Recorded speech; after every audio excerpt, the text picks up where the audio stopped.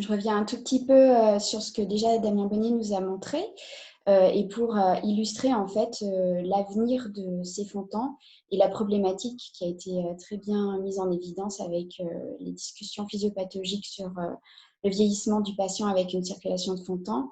Donc, comme on vous l'a expliqué, le fontan, c'est une circulation néoportable qui met en communication un système veineux systémique avec un système veineux pulmonaire, et donc tout va se jouer de l'impédance entre ces deux systèmes qui va s'altérer avec l'âge, et l'une des raisons de cette altération est liée à une modification des résistances vasculaires pulmonaires avec le vieillissement et une élévation des pressions capillaires en rapport avec une dysfonction diastolique qui elle-même est due à est auto-entretenue par une mauvaise précharge du ventricule unique qui aggrave sa fonction diastolique, et ça de façon cyclique, enfin, avec un cercle vicieux, et donc entraîne encore une défaillance de la circulation de fontan. L'une des stratégies est d'essayer de faire un bypass, et c'est le cas des fenêtres par exemple qui entraînent des cyanoses ou les fistules véno-veineuses. Et donc, au vu de cette circulation altérée qui entraîne une diminution du débit cardiaque de manière chronique, sans surprise, on voit que la survie de ces patients est assez basse par rapport à la population générale, bien qu'elle s'améliore avec les nouvelles techniques chirurgicales. Et quand on regarde sur l'ensemble des cardiopathies congénitales, aujourd'hui, un patient avec un fontan, alors ils n'ont pas tous le même système de fontan. On a encore des patients avec des vrais fontans et des jeunes patients qui arrivent avec des dérivations cavo-pulmonaires extracardiaques, qui sont sûrement les meilleures configurations chirurgicales. Eh bien, un patient de 20 ans aura la même espérance de vie à 5 ans qu'un patient qui aura 64 ans. Donc, c'est des patients qui ont quand même un pronostic assez réservé. Les causes de décès chez ces patients, elles ont été étudiées notamment à la Mayo Clinic sur une cohorte de près de 1000 patients. On voit que les premières causes de décès sont liées à des défaillances respiratoires et rénales. On a également des complications cardiaques avec des arythmies, des morts subites, et puis toutes sortes de complications qui sont liées à des pathologies systémiques entraînées par le bas débit cardiaque chronique et l'élévation des pressions veineuses centrales, avec entre autres des pathologies digestives, hépatiques et des entéropathies qu'on va développer un peu plus tard. D'où la définition du failing fontan, qui est difficile parce qu'elle n'est pas consensuelle. En gros, la plupart du temps, on considère un failing fontan peut-être, pour une définition tardive, quand le patient a des complications type signes congestifs, entéropathie exsudative, mais aussi d'autres équipes définissent le failing fontan par l'apparition de cyanose ou la survenue de troubles du rythme, ou une dégradation de la tolérance fonctionnelle. Donc, c'est vraiment encore peu mal délimité pour vraiment parler du patient et bien identifié en tant que failing fontan. Les mécanismes sont multiples. On peut avoir une défaillance du ventricule unique ou une défaillance de la circulation de fontan, et bien sûr avec des facteurs qui sont associés, comme la survenue de troubles du rythme ou des lésions structurelles ou valvulaires qui peuvent aggraver la circulation de fontan et donc précipiter le patient vers un failing fontan symptomatique. On sait que c'est un mauvais pronostic avec une mortalité de 24% à 1 an à partir du moment où le patient a des signes congestifs, et on estime que son incidence serait de 1% par an chez les patients qui ont un fontan. Dans les facteurs prédisposants à cette évolution, il faut bien sûr parler de la fonction du ventricule unique. Et là, j'illustre ici la fonction systolique qui est beaucoup évaluée en échographie. Mais bien souvent, il faut compléter cette évaluation en l'absence de contre-indication par une imagerie de coupe, puisque la fonction du ventricule unique c'est mieux évalué en IRM, sachant qu'il y a une assez bonne corrélation entre ce qu'on voit en IRM et ce qu'on voit en échographie. Ça fait l'objet d'études sur des larges cohortes. On ne s'arrête pas à ces deux méthodes. On utilise aussi l'épreuve d'effort avec la mesure de la consommation d'oxygène. Et en gros, un fontan classique est à peu près à 60% de la théorie. Et je vous alerte sur le BNP qu'on utilise énormément en cardiologie. Le BNP chez le patient qui a un fontan est peu prédictible de défaillance de failing fontan, et ça va de soi au vu de la physiopathologie qui est à l'origine de cette défaillance. Les troubles du rythme et de conduction sont très fréquents et le sont d'autant plus qu'il s'agit de vieilles chirurgies de Fontan avec les vraies techniques de Fontan. C'est un petit peu moins fréquent, mais ça reste quand même chez les patients qui ont des dérivations cardiopulmonaires extracardiaques. Il y a plusieurs facteurs qui sont responsables de ces complications. Il y a l'anatomie, notamment pour les troubles de conduction, par exemple. Dans les formes type de discordance, on va avoir plus facilement des blocs. La cyanose qui favorise des cicatrices et peuvent facilement entraîner des troubles du rythme. L'hémodynamique, et on parle par exemple des fuites de la valve auriculo-ventriculaire, peut précipiter les arythmies supraventriculaires. Bien sûr, les cicatrices chirurgicales et le type de montage, comme je vous en ai parlé. La dysfonction sinusale est relativement fréquente, c'est 60% des patients, et quand elle devient symptomatique, peut être à l'origine du failing Fontan, donc il faut bien l'évaluer notamment à l'effort, et bien discuter des modalités de pacing quand c'est thérapeutique, puisque c'est un pacing qui peut être qu'épicardique pour l'instant. Et puis enfin, la mort subite qui est difficile il est difficile d'identifier le patient à risque de mort subite. C'est autour de 0,15 à 0,2% année, donc ce n'est pas non plus très rare et nécessite des études sur des registres très larges pour pouvoir identifier les facteurs de risque. Donc, je vais revenir sur ce qui est quand même assez fréquent, les arythmies supraventriculaires, puisque c'est un facteur de très mauvais pronostic qui précipite le patient vers la défaillance de son Fontan et le risque de décès et donc de la nécessité de transplantation. Elle expose le patient à un risque thromboembolique très important et on sait qu'un patient qui a un Fontan avec une arythmie a une indication à un traitement anticoagulant efficace puisque ça permet de le protéger du risque thromboembolique par un facteur de 2,5 et aussi améliore son pronostic. Donc, ces patients-là, j'insiste vraiment là-dessus, il faut les anticoaguler. Les traitements antiarythmiques ne sont pas très efficaces et sont associés à beaucoup d'effets indésirables chez ces patients. Les autres stratégies chez les patients qui ont des pacemakers et quand il y a une indication, pensez aux fonctions anti-tachycardie de ces devices. Aussi, quand on a un vrai Fontan, se discute la conversion du vrai Fontan en dérivation cardiopulmonaire totale avec une chirurgie de Mace, mais bon, ces patients sont heureusement de plus en plus rares. Et puis les ablations qui ont de plus en plus de pratiques dans cette pathologie, même avec des tubes extracardiaques, puisqu'il y a des fonctions transbaffle ou des techniques utilisant la stéréotaxie avec navigation.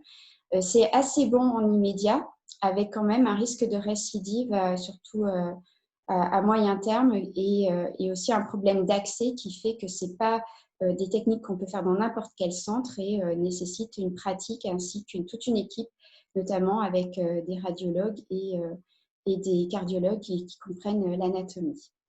Donc, les complications thromboliques, je vous en ai parlé avec les arythmies, mais elles peuvent arriver aussi indépendamment de l'arythmie, car on sait que le Fontan est un état qui prédispose à ce type de complications pour plusieurs raisons. On ne les a pas toutes élucidées, mais entre autres parce qu'il y a une stase veineuse qui peut favoriser une production de thrombus par activation endothéliale. Il y a également une diminution des protéines C et S qui favorise l'apparition de thrombose. Et donc, ces patients doivent être prévenus. On n'a pour l'instant jamais démontré une supériorité de l'aspirine aux AVK, mais ça, c'est toujours, il y a juste un essai thérapeutique sur les AVK et malheureusement, dans cet essai thérapeutique, on s'est rendu compte que les patients qui faisaient des thrombus sous AVK étaient des patients qui n'étaient pas dans la fourchette thérapeutique. On sait par contre de façon certaine qu'un patient qui n'a ni aspirine ni AVK a un beaucoup moins bon pronostic et donc cette décision de traiter les patients avec anticoagulants ou aspirine doit se faire au cas par cas et l'AVK va être privilégié chez les patients qui ont des antécédents thromboemboliques ou des troubles du rythme. Enfin, les lésions structurelles qui peuvent aggraver donc la circulation de Fontan, c'est bien sûr les fuites des valves AV qui peuvent aussi s'aggraver à l'âge adulte et toute va être la discussion de faut-il faire une chirurgie ou faut-il faire une transplantation en fonction de l'état cardiaque du patient puisque c'est un très mauvais pronostic les chirurgies valvulaires chez ces patients et de même que chez les enfants. Les obstacles sous-aortiques qui peuvent progresser et on a une certaine série de patients qui ont eu besoin à l'âge adulte de chirurgie de résection d'obstacles sous-aortiques. Et enfin, les vis de montage qui peuvent aussi être présent et diagnostiqué tardivement et nécessiter des interventions qui, pour le coup, peuvent se faire par voie percutanée. Donc, toutes ces complications peuvent entraîner le Fehling-Fontan et donc à chaque symptôme doivent faire une évaluation complète du patient pour pouvoir traiter éventuellement des facteurs favorisants. Donc, parmi les complications systémiques, la première, c'est la cyanose. Donc, il y a plusieurs causes de cyanose avec des traitements propres. Le premier, c'est la fenêtre qu'on peut avoir laissée volontairement et la fermeture de fenêtre doit se faire de façon très précautionnée avec vraiment une évaluation complète du patient pour savoir qui peut bénéficier de ce traitement. On peut avoir de façon exceptionnelle, ça nous arrive chez 2 patients adultes, des lâchages de fenêtres qui vont entraîner des cyanoses profondes mal tolérées par le patient et peuvent nécessiter des reprises chirurgicales si ce n'est pas accessible à une procédure percutanée. Les fistules véno-veineuses peuvent faire apparaître de la cyanose qui est souvent mal tolérée par le patient, mais on sait que l'embolisation, c'est que reculer pour mieux sauter puisque ces fistules vont réapparaître et sont des signes de mauvais écoulement au niveau de la circulation du fontan. Et enfin, les collatérales artério-veineuses, comme on peut voir dans les dérivations subtotales ou lorsqu'on a un flux de la veine cave inférieure qui se fait préférentiellement vers une artère pulmonaire où ces patients ont du coup moins de sang veiно-hépatique dans la circulation artérielle pulmonaire et vont développer ces collatérales qui peuvent entraîner une nouvelle cyanose. L'autre complication, ce sont les hépatopathies liées au fontan. Il y a énormément de recherches et de littérature sur ce domaine. L'atteinte, elle est d'origine multiple. Elle est d'abord liée à tous les événements hémodynamiques préopératoires, périopératoires et post-opératoires avec justement ce problème d'élévation des pressions veineuses centrales. On va surtout détailler ce mécanisme puisque c'est celui qui est le plus évident à l'âge adulte. On sait que dans un foie normal, le flux entérograde, le flux afférent dans le foie va dépendre essentiellement des veines portes et un petit peu moins de l'artère hépatique. Et en cas d'élévation des pressions veineuses centrales et donc de la veine cave inférieure, du fait d'une diminution du gradient transhépatique, on va avoir une diminution du flux afférent des veineux portales et donc une compensation par un effet tampon du sang artériel hépatique qui va entraîner une artérialisation du foie. Cette artérialisation du foie va être responsable des lésions qu'on va voir au niveau du foie qui sont très diverses et qui sont illustrées essentiellement par des imageries de coupe. Et on va aussi voir apparaître des nodules hyperrégénératifs artérialisés qui peuvent être le lit de carcinome hépatocellulaire. La difficulté, c'est de savoir comment suivre ces patients sur le foie. On sait que les bilans hépatiques qui sont nécessaires dans le suivi régulier de ces patients ne sont pas suffisamment spécifiques à l'atteinte hépatique. 80% de nos patients fontan ont des azates et des alates élevés et c'est en rien lié avec la fonction du foie. Les échographies sont aussi nécessaires et au moins de façon sériée, doivent faire partie du bilan annuel de ces patients avec la mise en évidence d'anomalies de structure ou hémodynamique. L'élastographie qui mesure la résistance hépatique, elle permet de voir si cette résistance augmente, que le foie est soit plus congestif, soit plus fibrosé, parce que ça n'est pas très spécifique entre ces deux types de diagnostics, mais son intérêt est surtout dans le suivi sérieux des patients. Enfin, l'imagerie de coupe doit faire partie une fois au moins que vous avez ce patient adulte dans son évaluation, puisque le scanner va permettre de voir justement ces nodules, voire pire des carcinomes hépatocellulaires. Et l'IRM est très prometteuse, il n'y a pas de contre-indication à la réalisation de cet examen, surtout avec des temps pondérés en T1 et T2 qui permettent de voir l'artérialisation, mais aussi la fibrose qui se développe au niveau hépatique. Enfin, l'histologie, on a fait une étude sur des biopsies chez tous nos patients. Ils ont tous plus ou moins de la fibrose et on va parler de cirrhose quand la fibrose est très destructrice. Donc, ces biopsies doivent être ciblées sur les patients en fonction de la demande clinique. Et enfin, la pathologie la plus sévère, c'est le carcinome hépatocellulaire. 1,3% des patients sont touchés par un carcinome avec des âges très larges, même chez des enfants, avec un pronostic très sévère qui n'est pas dépendant du fontan, c'est un cancer très grave. Il n'y a pas de facteur vraiment identifié dans le fontan qui va favoriser la survenue de ces carcinomes. Donc, le message de ce résultat est de faire au moins une fois par an une alpha-fétoprotéine pour aller dépister le carcinome chez les patients qui ont un fontan. L'ensemble de ces pathologies étant quand même favorisées par l'ancienneté du fontan, c'est-à-dire que plus le patient aura eu un fontan plusieurs années, plus il va être exposé à la survenue de ces lésions. Le traitement, donc je vous ai insisté sur la surveillance parce que c'est quelque chose dont on parlait beaucoup moins il y a plusieurs années. Et là, c'est quelque chose qui est très en avant dans le suivi des fontans adultes. Au moindre modification, ne pas hésiter à faire une évaluation hémodynamique et donc rechercher les lésions qui peuvent avoir favorisé des signes de début de Fehling-Fontan. Les vasodilatateurs pulmonaires, on ne sait pas vraiment si ça va avoir un effet protecteur sur la pathologie hépatique et on a envie de le penser, mais il faudrait des études sur des longues durées, ce qui n'existe pas encore à l'heure d'aujourd'hui. Bien sûr, privilégier l'hygiène de vie, c'est capital chez ces malades. Donc, pas d'alcool, pas de traitement hépatotoxique, éviter l'obésité et conseiller vivement les vaccins contre l'hépatite B.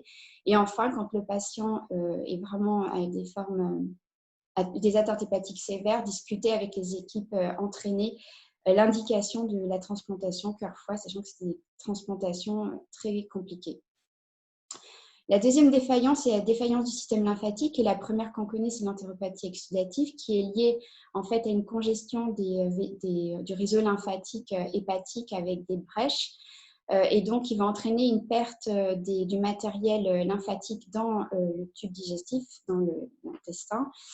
C'est une complication sévère qui est associée à une mortalité importante à 10 ans, autour de 40% des patients. C'est rare et surtout, c'est associé à ça rajoute de la comorbidité puisqu'on a une perte protéine qui va entraîner un risque notamment de thrombose.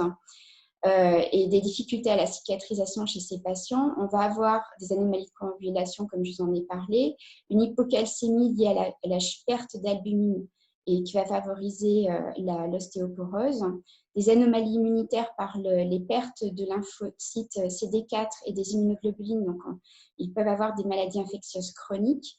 Et puis des carences martiales qui peuvent favoriser l'anémie. On a justement un patient qui souffre énormément d'anémie en rapport avec son entéropathie exsudative. Le diagnostic se fait par la clairance de l'alpha-1-trypsine. L'autre défaillance du système lymphatique est la bronchite plastique, qui est rare également, mais très sévère. Et en cas d'aggravation de signes respiratoires, doit entraîner la réalisation d'une bronchoscopie en urgence. Il y a des traitements spécifiques pour cette insuffisance hépatique, en plus de la surveillance dont je vous ai parlé. Dans les traitements, il y a bien sûr les diurétiques et les vasodilatateurs pulmonaires qui sont communs à ces deux défaillances. Aussi un régime pauvre en graisse. Il peut y avoir des interventions. Donc les interventions, on va bien sûr traiter les facteurs favorisants hémodynamiques qui peuvent favoriser le Fehling-Fontan et donc l'insuffisance lymphatique qui est liée directement à l'aggravation de la congestion veineuse centrale, mais également la fenestration qui n'est pas toujours bien tolérée puisque ça va entraîner une cyanose. Et enfin, ce qui est de plus en plus prometteur, c'est les embolisations lymphatiques. Et nous, on a eu la chance de le pratiquer à Necker et à Pompidou chez quelques patients qui avaient des entéropathies exsudatives avec d'assez bons résultats. Par rapport à l'entéropathie, les traitements propres, on peut essayer l'héparine ou les corticoïdes qui ne sont pas dénués d'effets indésirables au long cours. Et puis, la déviation chirurgicale du tronc veineux innominé dans l'oreillette gauche, qui a été aussi publiée, mais qui entraîne de la cyanose, pas toujours bien tolérée chez des patients qui ont l'habitude d'être roses. Et dans les bronchites plastiques, il y a des inhalations d'activateurs tissulaires plasminogènes qui ont été testées et la ligature du canal thoracique.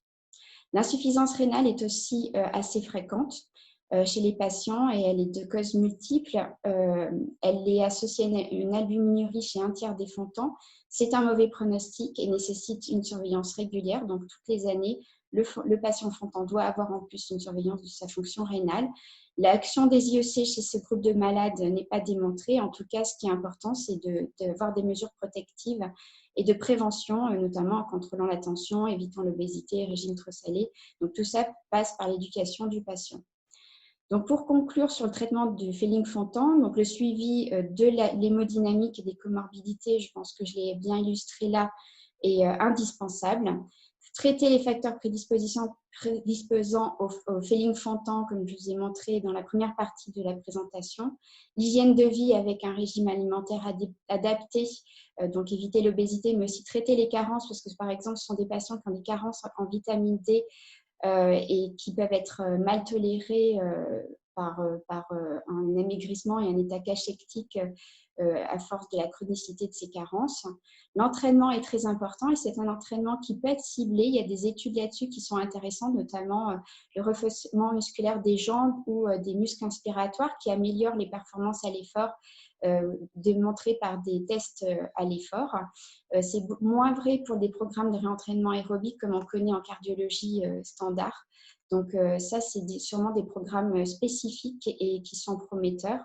Dans les traitements médicaux, donc j'ai insisté sur le traitement antiagrégant et ou anticoagulant. On a quelques données sur les nouveaux anticoagulants, notamment dans le registre international, où il y a une cinquantaine de patients qui ont un tout petit peu plus de saignements mineurs, mais pas de saignements majeurs et une aussi bonne efficacité qu'un traitement AVK. Les diurétiques en cas de signes digestifs, congestifs.